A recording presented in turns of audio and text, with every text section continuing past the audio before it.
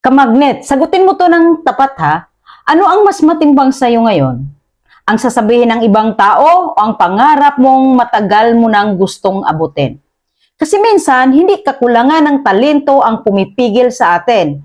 Takot lang sa opinyon ng iba. Una, lahat tayo dumaan sa takot sa sasabihin ng iba. Real talk, lahat tayo dumaan dyan. Ano kaya sasabihin nila? Baka pagtawanan ako. Baka sabihin, filingera ako. Kaya maraming pangarap ang hindi man lang nasubukan. Hindi dahil imposible, kundi dahil masyadong pinakinggan ang busis ng iba. Pangalawa, ang opinyon ng iba ay libre, pero ang pangarap mo may presyo. Kamagnet, tandaan mo to, libre ang opinyon ng ibang tao, pero ang pangarap mo may kapalit yan. Oras, pagod, sakripisyo at luha.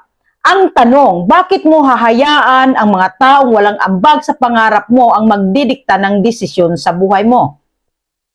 Pangatlo, hindi sila ang magbabayad ng pangarap mo. Kapag sumuko ka, hindi sila ang magsasakripisyo. Kapag nagutom ka, hindi sila ang magpapakain sa'yo. Kapag tumanda ka na at puro sana ang nasa isip mo, wala rin sila doon. Ikaw lang ang haharap sa resulta. Kaya bakit opinyon nila ang masusunod?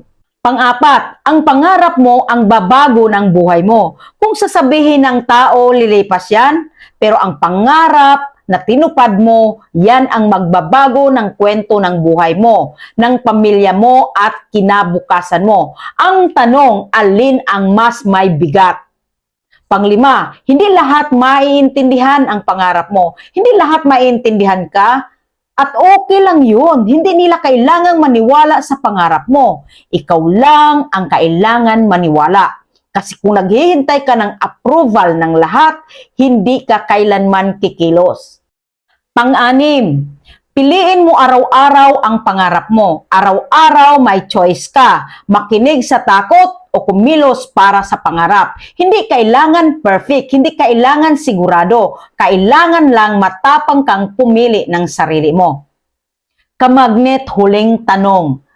Kapag binalikan mo ang buhay mo balang araw, ano ang mas masakit? Yung sinubukan mo at may mga nagsalita o yung hindi mo sinubukan dahil natakot ka sa sasabihin nila?